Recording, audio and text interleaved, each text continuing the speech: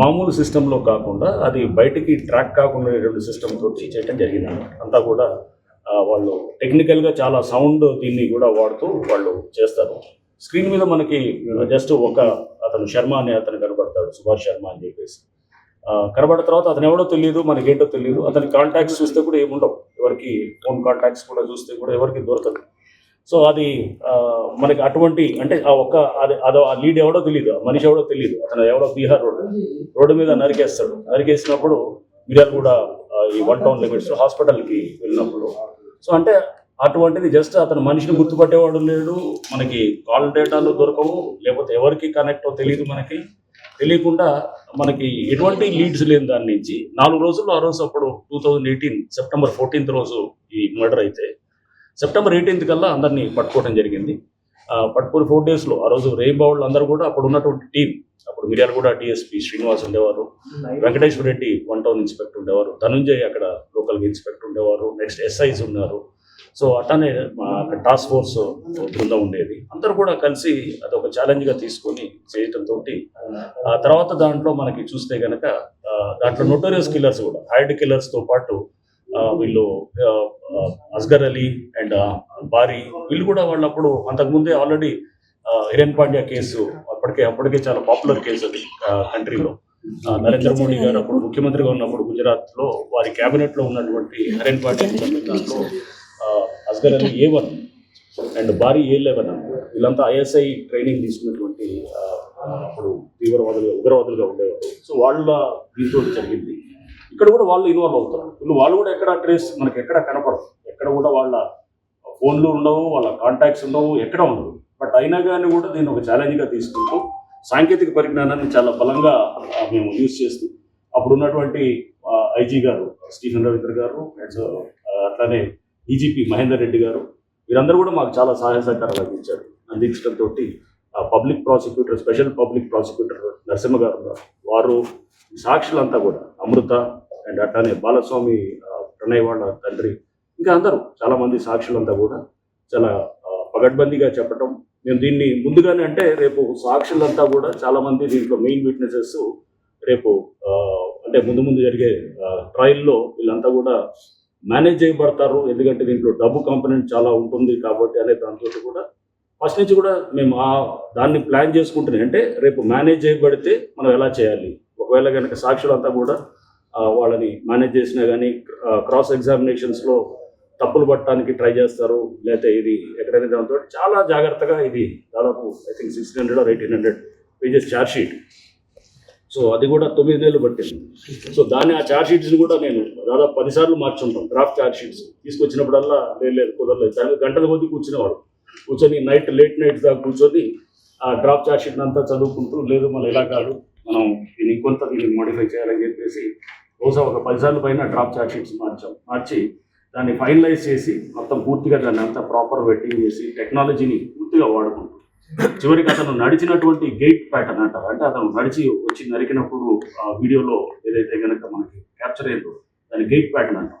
ఆ గేట్ ప్యాటర్న్ని కూడా స్టడీ చేస్తూ దాన్ని కూడా ల్యాబొరేటరీకి పంపించాం. అంటే ఈ నడక ఇతందే, అంటే జనరల్గా ఒక వేలు ముద్దనం లేదా ఇట్లా ఉంటుంది, బట్ ఈ నడక కూడా ఒకదాన్ని అనేదాన్ని కూడా అంత లోతుగా కూడా పోయి ప్లస్ టెక్నాలజీలో ఉన్నటువంటి ఇతర అంశాలన్నింటినీ కూడా తీసుకొని చాలా పగడ్బందీగా బిల్డ్ చేసిన కేసు ఇది.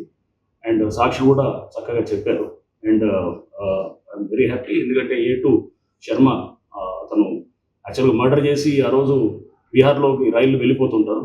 ఆయన అక్కడ రైల్లో దిగాకన్నా ముందే మన వాళ్ళు అక్కడ పోలీస్ టీం ఇక్కడి నుంచి వెళ్ళి ఫ్లైట్లో వెళ్ళి తర్వాత అక్కడి నుంచి పట్టుకొని తీసుకురావటం. అట్లానే వీళ్ళంతా కూడా ఇతర మర్డర్లో ముద్దాయిలైనటువంటి అస్గర్ అలీ వీళ్ళంతా కూడా రకరకాల స్టేట్స్లోకి వెళ్ళిపోయి ఉంటారు అన్నమాట. అంతా కొంతమంది మహారాష్ట్రలో ఉంటారు, UP ఇట్లా రకరకాల స్టేట్స్లో ఉంటారు. అందరినీ ఒక 4 రోజుల్లోనే మొత్తం కూడా ట్రాక్ చేయటం, వాళ్ళని ఐడెంటిఫై చేయటం, వాళ్ళని పికప్ చేయటం, తీసుకొచ్చి అరెస్ట్ చేసి అక్కడ లోకల్ అక్కడ అన్ని కంట్రీ వైడ్ కూడా ఇతర సంస్థలంతా కూడా దీంట్లో మాకు ఆ రోజు సహకరించారు. సో ఇది చాలా ప్రతిష్టాత్మకంగా తీసుకొని చేసినటువంటి దర్యాప్తు. సో స్టార్టింగ్లో పోలీసులు కూడా అప్పుడు రకరకాలుగా అన్నారు, ఇది మీరు కేసు ఇది నీరు కాల్చడానికి ట్రై చేస్తున్నారు లేదా ఇట్లా వస్తుంటాయి. ఇవన్నీ కూడా ఎప్పుడు ఏదైనా ఒక మంచి పని చేసినప్పుడు నెగిటివ్ కామెంట్స్ వచ్చేవి కూడా ఉంటాయి. అన్నింటినీ మనం పట్టించుకోకుండా ఒక లక్ష్యంతో పోయి దాన్ని కేసుని ప్రాపర్గా బిల్డ్ చేసి చేసినటువంటి కేసు ఈరోజు మనం దాని ఫలితాలు దాదాపు 6 ఏళ్ళు అవుతుంది. నెలలు అయిన తర్వాత మనం చూస్తున్నాం death sentence to A2 and A3 నుంచి అందరికీ కూడా తక్కిన వాళ్ళందరికీ కూడా లైఫ్ ఇంప్రిజన్మెంట్ ఇచ్చారు. బేసికల్ ఇంటెన్సిటీ ఏంది మారుతిరావు చనిపోయాడు అంటే ఇంటెన్సిటీ ఏంది? మారుతిరావు నేను అంటే యాక్చువల్గా చనిపోయినప్పుడు చాలా బాధపడ్డాను యాక్చువల్గా. ఎందుకంటే ఒక తండ్రిగా అతను అంటే బిడ్డ కోసం చేసింది ఉండొచ్చేమో కానీ బట్ అది వేరే చనిపోయిన బిడ్డ కూడా వేరే చనిపోయిన ప్రణయ్ కూడా వేరే వాళ్ళ కొడుకుగా మనం తీసుకోవాలి.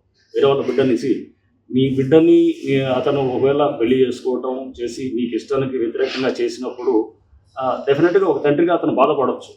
ఎందుకంటే ప్రతి తండ్రి కూడా వాళ్ళ బిడ్డ బాగోగులు చూసుకోవాలనే చూస్తాడు.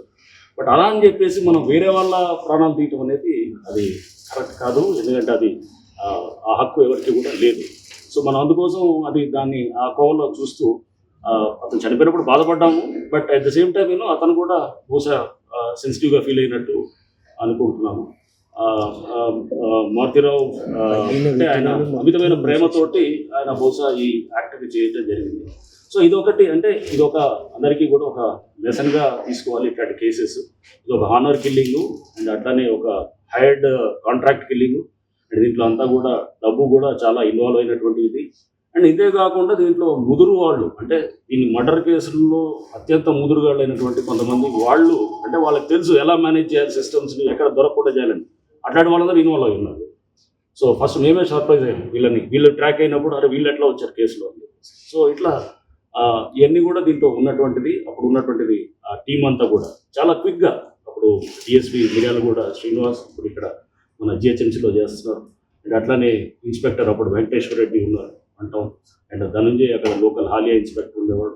టాస్క్ ఫోర్స్ వాళ్ళు ఉన్నారు, ఎస్ఐ ఉన్నారు అండ్ ఎస్ఐస్ అక్కడ లోకల్ పనిచేసిన వాళ్ళు అండ్ సిబ్బంది మా రైటర్స్ వీళ్ళందరూ కూడా మొత్తము తీసుకొని FSL ఫోరెన్సిక్ ల్యాబొరేటరీని కూడా పూర్తిగా వాడుకొని మేము దీంట్లో సైంటిఫిక్ ఎవిడెన్స్ బిల్డ్ చేసి కేసుని మనం ఎలా చేయొచ్చు అనే దానికి ఈ కేసు ఒక బెస్ట్ ఎగ్జాంపుల్ అని నేను భావిస్తాను. సాక్షులను విచారించడం జరిగింది. దీంట్లో ఓవరాల్ ఛార్జ్ షీట్ లో మీరు సాక్షులు విచారణ కావచ్చు, ఎంత పెద్ద మొత్తంలో డబ్బు మార్పిడి కావచ్చు, ఇదంతా ఎంత జరిగిందో అని చెప్పి ఛార్జ్ షీట్ సాక్షులు నాకు తెలిసి ఐ డోంట్ రిమెంబర్ కానీ 80-90 ఉన్నారు అనుకుంటాను సాక్షులు. ఇది కేసు కూడా ఛార్జ్ షీట్ అయ్యి 6 ఏళ్ళు పైన తర్వాత ఇది ప్రతి వాళ్ళకు కూడా ఈవెన్ అక్కడ జడ్జికి కూడా వాళ్ళకు కూడా సెక్యూరిటీ ఇవ్వడం కూడా జరిగింది. స్పెషల్ పీపీ అక్కడ మన నరసింహ గారు ఉండేవారు, ఆయన కూడా వారు కూడా సెక్యూరిటీ ఇచ్చి స్పెషల్ పీపీని కూడా అపాయింట్ చేశారు. 64 దాకా సాక్షులు ఉన్నారు. అండ్ అప్పుడు డీజీ గారు మహేందర్ రెడ్డి గారు అండ్ వారు కూడా తరచుగా అడుగుతుండేవారు. ఐజీ గారు ఉండేవారు, స్టీఫెన్ రవీంద్ర గారు, వారు కూడా ఈ కేసుని చాలా క్లోజ్గా మానిటర్ చేసేవారు.